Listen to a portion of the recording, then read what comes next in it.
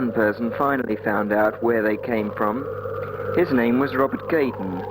These people who had travelled 5,000 years from the future, from an England barely recognised by their 20th century forebears.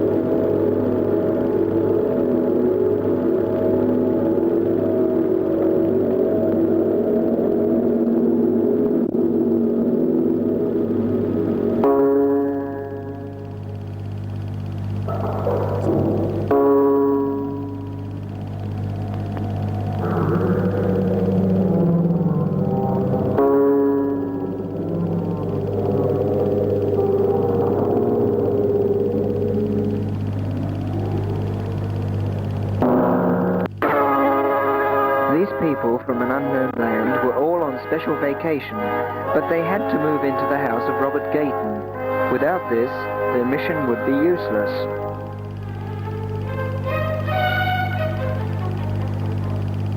Many of them walked along Gayton's road towards the old mansion, just at dawn on a perfect May morning. Robert Gayton, in his pajamas, watched them from an upper window through a haze of conflicting emotions, resentment predominant. He didn't want them there. There was a curious air of condescension in the way they moved. It puzzled him a little in his case, because he had the feeling, as they walked up his drive, that the clothing they wore so confidently was not clothing they were accustomed to.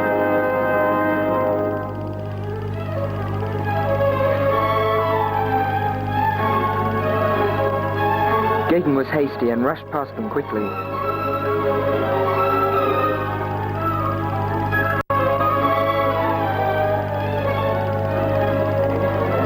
He got into his car and drove away.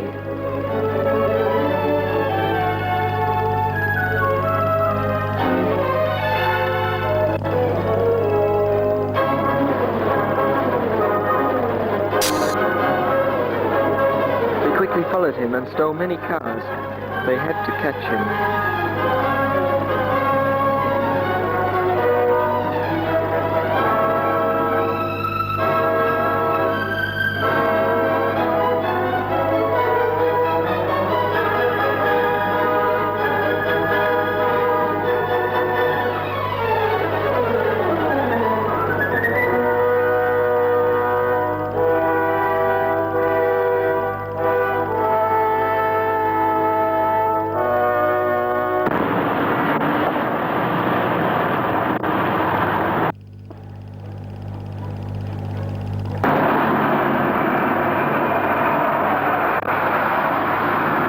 When Gayton reached Whetstone City, he jumped the traffic lights, meaning the others would have to stop. But these special people had ways and means of defeating mere primitive traffic regulations.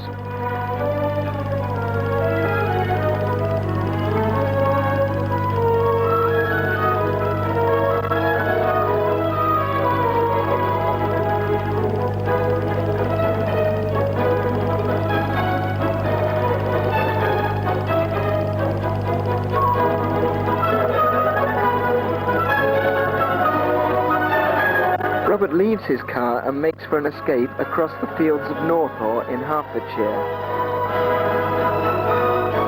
The others soon arrived there too, and continued the trace.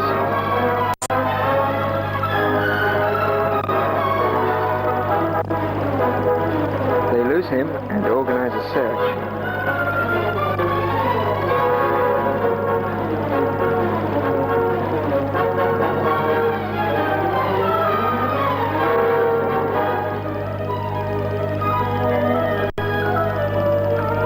Spotted.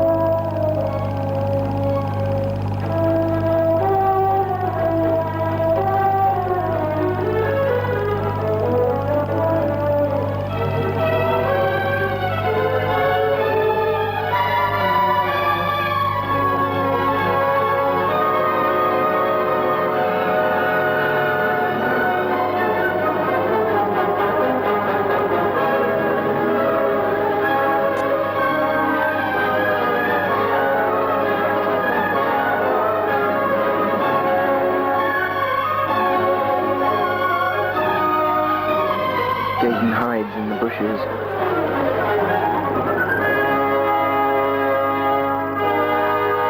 One of the aliens finds a breathing space within the search.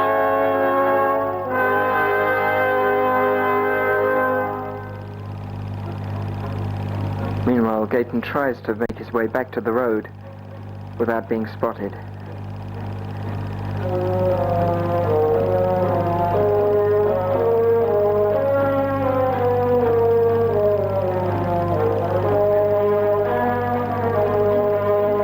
But he's seen. By now it's getting late in the day. Robert sees a telephone box. He gets past one.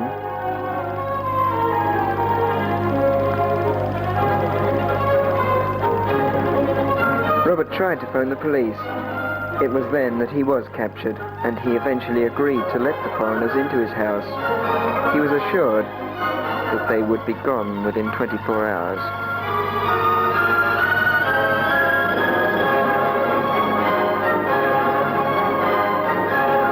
And so they walked back to the cars where they were left and returned to 13 Redcliffe Drive.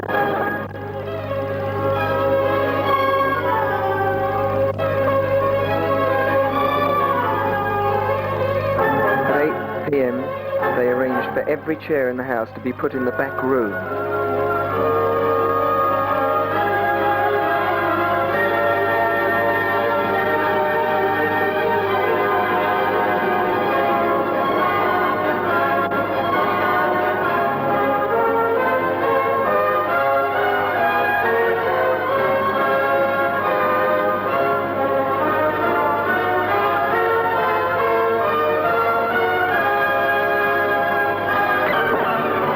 Gazed out into the night sky. What was so different about this particular night? Robert joins them to see what was so interesting and why they were so persistent in having his house.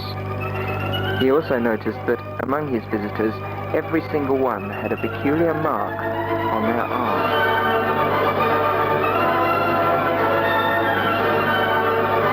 They continued to watch and watch.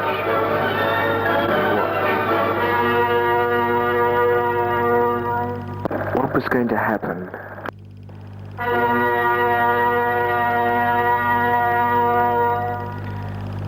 Why were they all gazing so endlessly? What were they all waiting for?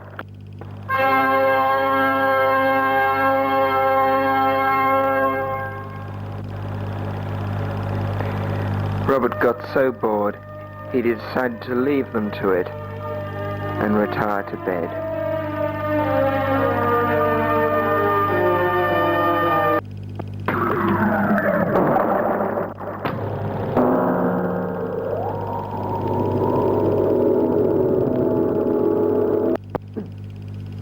Been stirred for 2 long days, then signed by hand. These are some of the things that make Orange Cream, one of 12 black magic chocolates made with care for you to give with love. Could you wish for anything better?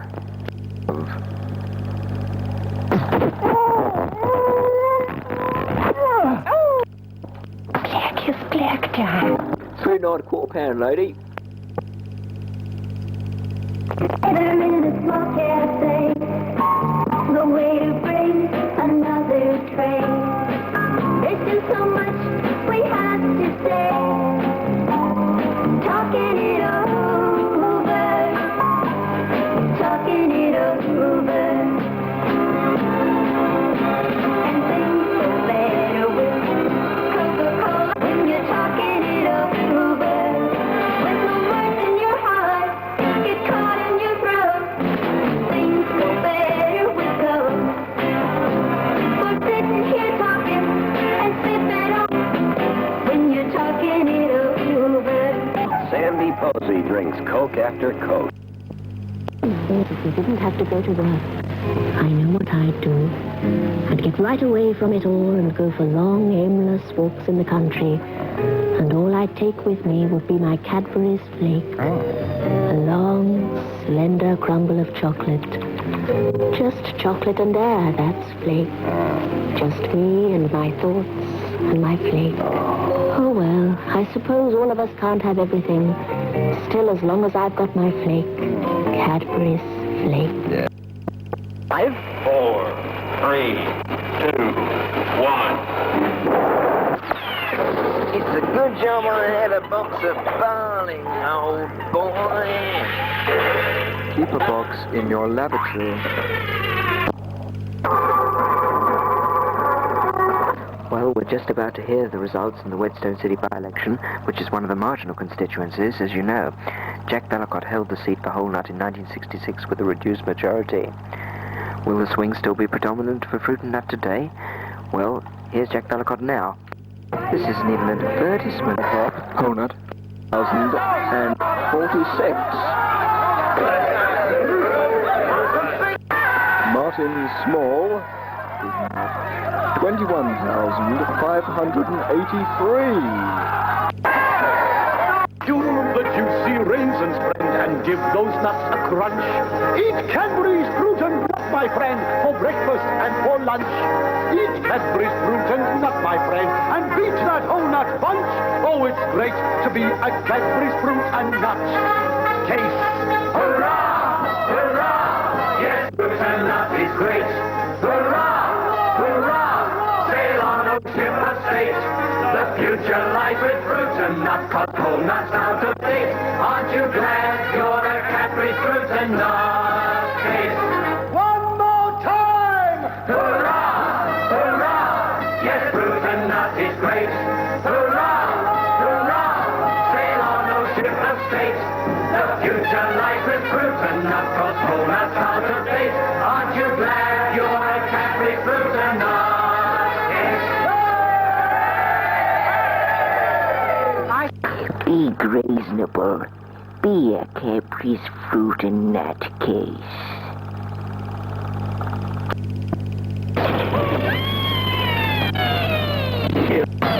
It's Christine. Chris Day is Park Team's baggage captain. Chris Day drinks pint after pint of N-Cube Long Life.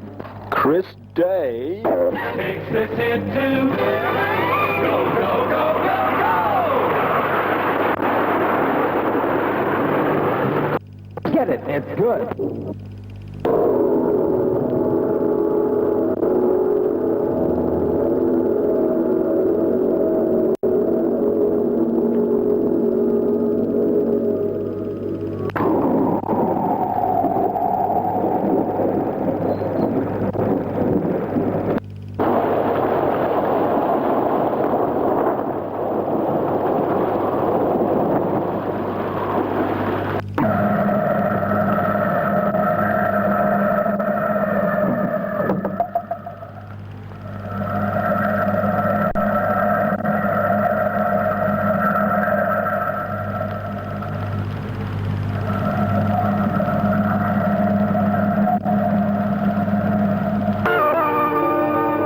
This terrible noise awoke Robert Gayton, and when he rejoined his visitors in the back room, he noticed many more had arrived while he had been asleep.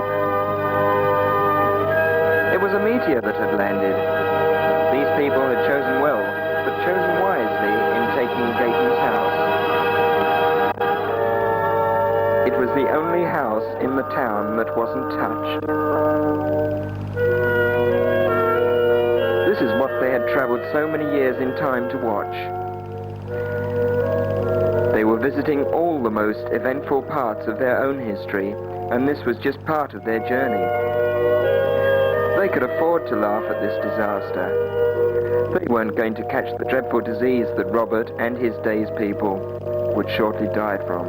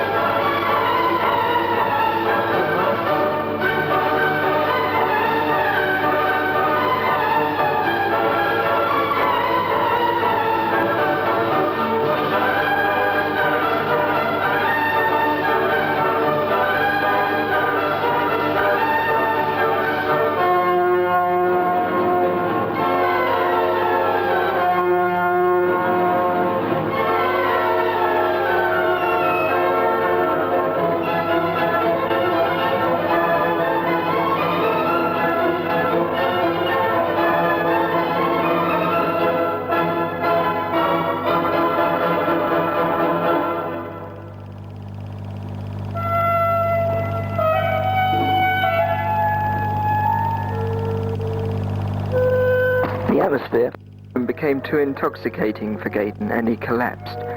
The tableau by the window broke. Every head turned, and the faces of the strangers stared at him with an avid curiosity.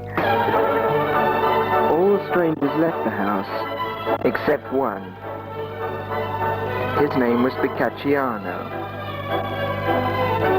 The meteor had cooled down. Then Gaydon came to, but his body was almost paralyzed.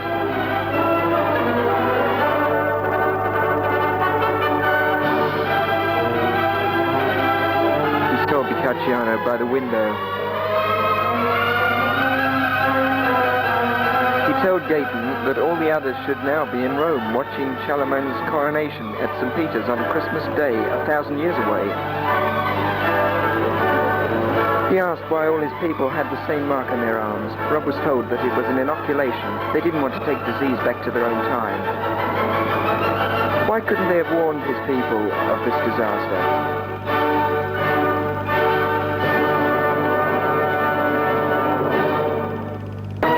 Gaydon kills Boccacciano in a desperate attempt of revenge.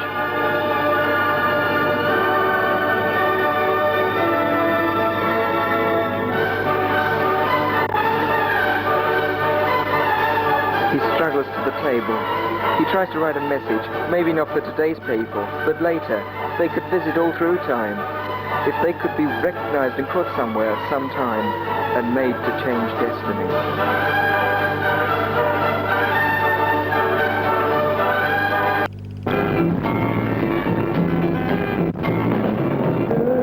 Was dynamited 6 days later, part of the futile attempt to halt the relentless spread of the Blue Death.